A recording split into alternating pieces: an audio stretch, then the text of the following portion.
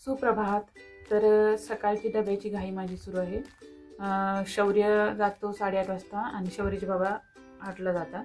तर त्याच्या आधी मला सगळे डबे तयार करायला लागतात. तर चपात्या फक्त लाटायच्या राहिलेल्या आहेत. बटाट्याची भाजी केलेली आहे. आज शौर्यला बिर्याणी खायची होती, व्हेज बिर्याणी.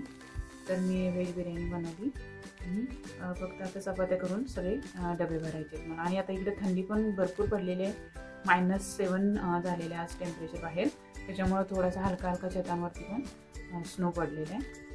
तर यांचं आता हे डबा भरलेला आहे मी. आणि इथं काय असतं, थंडी पडली आणि जर टेम्परेचर मायनसच्या आत गेलं तर मग रोज एक काम आपल्याला लागतंच, जे की बर्फ काढायला लागतो गाडीवरचा. आणि दही थंडी असल्यामुळे एवढं घट्ट लागत नाही आहे, पण ठीक आहे, चांगलं लागलं होतं. शौर्यसाठी पण मी आज फक्त बिर्याणी भरून दिली आणि थोडेसे ग्रेप दिले होते. त्याचं अजून असतं की आई मला असलेच ग्रेप्स नको, तसलेच नको, त्याच्यामुळे थोडी चांगले चांगले बघून त्याला द्यायला लागतात.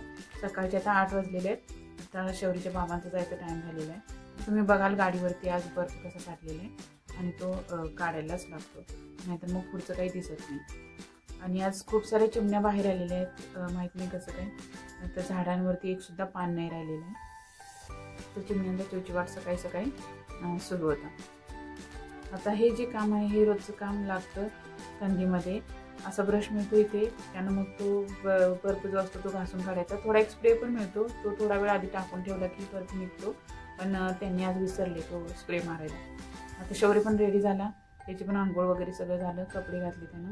आता त्याला मला सोडायला जायचं आहे. तर इथं गेटच्या जवळ एक हे असतं, गाडी येते बसची, स्कूलची.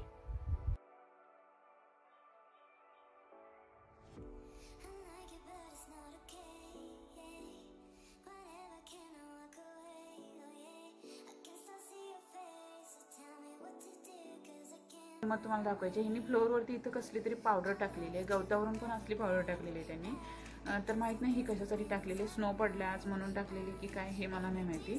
आता अजून एक गंमत तुम्हाला इथे दाखवायची. जसं आपल्या इकडे सुगी संपल्यानंतर गवताच्या होळ्या बांधून ठेवतात, तसं इथं पण वाळलेल्या गवताच्या ह्यांनी ते होळ्या बांधून ठेवलेल्या आहेत. दिसत असतील तुम्हाला, ह्या सगळ्या गवताच्या होळ्या आहेत. आता शौर्यची बस येईल थोड्या वेळात.